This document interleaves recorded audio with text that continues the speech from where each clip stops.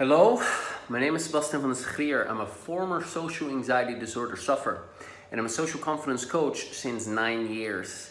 I've logged 5,000 coaching hours solely coaching socially anxious clients from severe social anxiety to feeling calm and at ease and relaxed in social situations. That means no anxiety, as opposed to being able to manage your anxiety somewhat.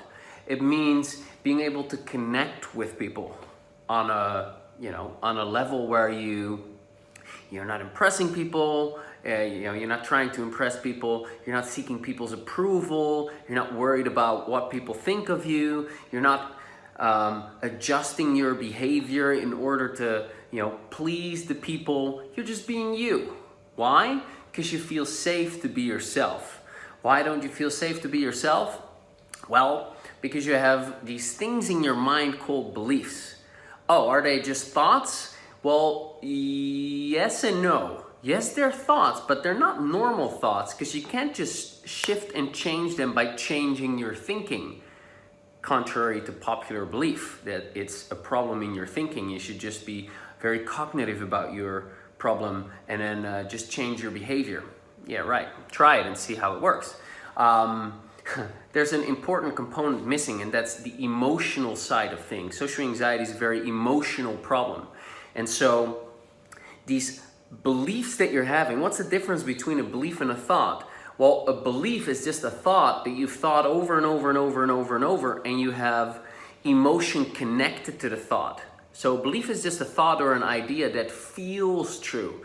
And it feels true because you have emotional evidence to support the belief. So it's like a thought that is with emotion super glued to your subconscious mind, operating on a subconscious level, causing you to perceive social situations in a certain way and interpret social situations in a certain way. For example, one of the most common beliefs people with social anxiety have is, I'm not good enough, right? You might be able to relate to that if you're watching this. So if that were just a thought, you could just say, all right, well, I am good enough. Great. All right, try that and see if that happens. And then people would say, well, you just have to repeat that affirmation. You have to make an affirmation of it. I am good enough, and say it with conviction. I'm good enough. Say it in the mirror. I've got lots of mirrors here in my house because I like to dance. I don't want to see myself. Long story. Anyway, so yeah, just say it with conviction. I am good enough, and say it in the mirror and look at yourself and look in your eyes and mean it. I am good enough. Say it over and over. Mean it. Practice it over and over and over. And yes, that works to a degree. That works a bit. So that helps you to start believing that positive a bit. But what it doesn't do is it doesn't get rid of the negative. So then when you're in a social situation and a certain situation triggers you, then the real underlying I'm not good enough comes up, and you feel the emotions connected to that belief. So if you believe that you're not good enough, well, guess what? You learned that somewhere. You don't come into this world believing that you're not good enough, right? It's programming. That's been conditioned into you. How? Well, many, many different ways. But as an example, if your parents were very strict or very critical, and you were constantly criticized, and you couldn't ever do anything good enough, and your degrees weren't right, and your mom was just always complaining about you, and blah, blah, blah, then the conclusion that you draw from that is, well, clearly I'm not good enough. And I say the conclusion that you draw from it, but usually it's not a conscious decision. It's just your subconscious mind, which is the deeper part of your mind that's actually in control. That's like a tape recorder that's been recording everything in your life from the moment that you're born, is just observing what is happening, trying to make sense of it. So your subconscious is like, well, what does it mean? What does this mean? And why is your subconscious doing that? Because it wants to make an as accurate map of the world as possible so that it can navigate through the world as safely as possible. Makes sense, right? And so because the subconscious's prime directive, its main purpose is survival. It's the oldest brain, right? It's your reptilian brain. And so it's going, well, what does this mean that my mom's criticizing me all the time? What does that mean that I can't ever do anything right? What does that mean about me? Well, clearly, I'm not good enough. And so because all of that criticizing and complaining over time, it feels really bad. You feel insecure, you feel disappointed because you'd like to, be considered as good enough. You'd like to be accepted as a natural need that you have. And instead you get rejection all the time. So there's sadness, there's disappointment, there's insecurity. There are all these uncomfortable feelings associated with this whole conditioned idea that you're not good enough. So it's just a thought, but all the emotions that resulted from those repetitive experiences are connected to that thought as a belief in your mind. So now you've got that belief. Great, that sucks. Yes, it does. It does very much so, because you're not able to truly be yourself when you have a limiting negative identity belief like that. Now, how do you change it? Well, that's a longer story than this video allows me, unless I sit here for an hour, and not gonna happen. This is just a short video, but I am gonna help you a little bit, because the cool thing is that there are really advanced, amazing techniques these days with which you can shift the emotions connected to the belief. And as a reminder, a belief is nothing other than a thought that feels true, a thought that you believe that is true, because you feel it to be true. When you get rid of the feeling, it's just a thought. And when it's just a thought, it holds no power over you. So the trick is to get rid of the emotions connected to the belief, to get rid of your emotional attachment to a belief like, I'm not good enough. And so how do you do that? Well, you don't do it with affirmations, you do it with a release technique. And there are, since a couple of decades now, there is a new and emerging field which is very weird and bizarre and strange, but it's called energy psychology. And one of the most prominent, well-known techniques that falls under the umbrella of energy psychology is called EFT, and it stands for Emotional Freedom Techniques. Now, what is it? It is a strange-looking tapping technique where you tap with the tips of your fingers on specific acupressure points on the body. It's kind of like acupuncture, but instead of using needles, you tap with the fingers on these acupressure points. And when you do that while you're focusing on a particular emotion, the emotions actually start to release. Hard to believe, I know. I struggled myself with social anxiety for the longest time. I tell my story on other videos on this channel. I tried affirmations, visualizations, face your fears, hypnotherapy, neuro-linguistic programming, many different things, and I couldn't get anything to shift until I found this weird thing, and tried it, didn't work, eventually got it to work.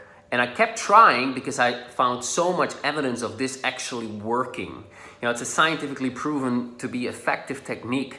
There are more than 20, for energy psychology, there are more than 100 peer-reviewed studies in psychology journals that are published. For example, in the APA, the American Psychological Association. And for EFT alone, I think there are over 20. So they know that it works. They just don't know exactly how it works yet. But who cares? You don't know how your iPhone works, I'm gonna get people contacting me, or your Samsung phone, or whatever device you're on, one of these amazing devices, and you get a call, or you're on FaceTime, and you don't know how it works, but it does work. It's incredible. Same thing for EFT. It's incredible. I use it to overcome my own social anxiety. I've helped hundreds of coaching clients let go of their social anxiety and feel socially at ease. It's not unique to me, all right? And if you look up some of my other videos, you'll see the comments below videos of people that tried some of my guided tapping, which we're gonna do in a second, actually. So just follow along then. Or go check out my podcast where I interview coaches, psychologists, doctors, psychotherapists, PhDs, best-selling authors, researchers who have incorporated this exciting technique into their practice and have seen the results of their clients go through the roof. This stuff is the real deal. All right. So I've tried to convince you enough. Now I actually want to give you an experience of this. Now, I'm not going to say that this is going to resolve your deeply held identity belief that you're not good enough forever and ever more, but it's very possible that potentially it's not going to feel as strong to you anymore, and it's not going to have as much of a hold on you anymore after we do this technique, if you decide to follow along. All right, but to actually get rid of it completely is very much possible, but there's more to it than that. And how to do that, I share on my website. So there's a little cliffhanger for you, socialanxietysolutions.com. That's where you can check it out. All right, so let's do an exercise. So I'm gonna guide you through some tapping. Let me just turn off this "I'm getting messages from my friend" thing. Okay, good. So I'm gonna guide you through some tapping, and it's gonna be very simple. Now, if you don't know exactly where I'm tapping, just guess roughly where I'm tapping. And even if you're not hitting it exactly right, you're still gonna get the benefit. And simply repeat after me out loud what I'm saying. I know this sounds silly this is the first time you hear this. I know it sounds crazy, but just follow along and actually give this a go. You can whisper if you want. If you're speaking a different language, English is my second language. Ik ben Nederlands, I'm Dutch. This is English is my second language as well. It doesn't matter, your subconscious will do the translating for you. It is a very forgiving technique, okay? So, want to give it a go? Say yes. All right, so just start with closing your eyes. I'll do the same. Just take a deep breath. If you're still watching this, close your eyes and follow along. Take a deep breath. Good. Now just keep your eyes closed and just say out loud, "I'm not good enough." And rate how true that feels to you on a scale of 0 to 10. 0 is like doesn't feel true at all. And I'm not looking for your logic here. I'm looking for the feeling. How true does it feel to you? Because logically you might say, "Hey, I'm a great guy," or "I'm a great girl. I'm nice, I'm friendly. I feed my cat." Whatever, you might come up with all these reasons as to why you're a good person, but I'm looking for the deep feeling underneath when you're really genuine and honest with yourself and you're sensitive to the way you feel. When you say, "I'm not good enough," notice how that feels in your body, how crappy it feels, and rate it on a scale of 0 to 10. Okay? Great, write it down or just remember it. And now just follow along with me. All right, so tap on the beginning of your eyebrows, that's right here, and just repeat after me the whole time. All right, just say, "I'm not good enough." Side of the eyes, "There's nothing good about me." On the eyes, "I'm such a worthless piece of shit."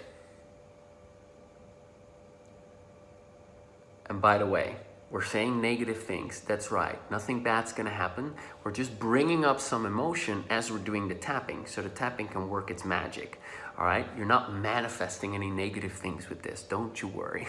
All right? It's all good. Okay, under the nose. "I'm not good enough."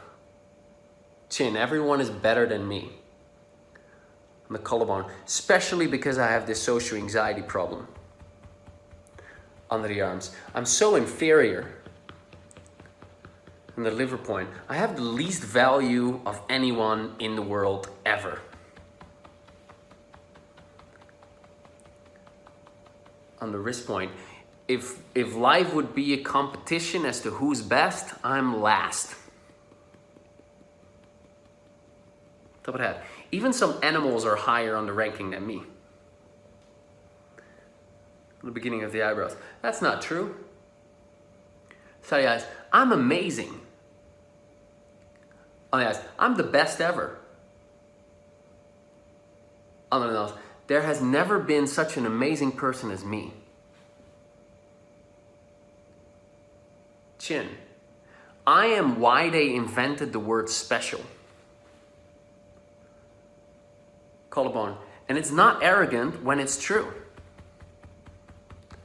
Under the arms. I'm incredibly awesome. Liver point. I'm unspeakably fantastic. I'm God's gift to humanity. Top of that. When I'm not such a piece of shit. Beginning of the eyebrows. It's not that I'm not good enough. So yeah, there's just nothing good about me. Oh yeah, that's a lie. Under the nose. Superman bleaches in comparison to me. Or Superwoman. What's her name? Anyway.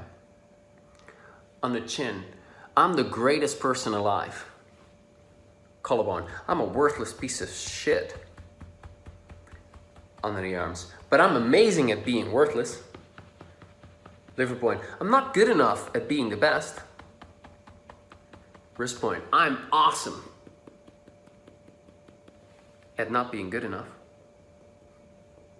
I'm not good enough at being awesome. And it's awesome that I'm not good enough.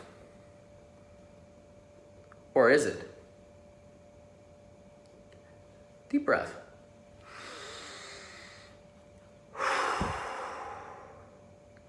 Okay, now with that simple bit of tapping, there's a couple of things going on there that we're doing.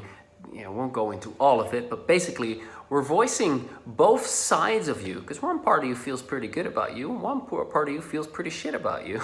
And even emotional attachment to I'm awesome, I'm amazing, that is also something that can hold you back massively, because then you always have to live up to that.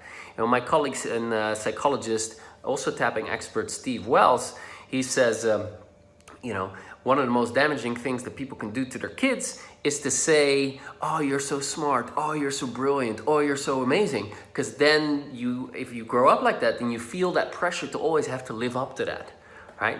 And so the emotional attachment to I'm super smart can also be a massive dungeon, a trap, shackles to your feet, right? So we're just kind of, voicing both of them while we're doing the tapping, scrambling things around. It's actually a technique I learned from good old Steve. So, yeah, check in with yourself now. Close your eyes, take a deep breath.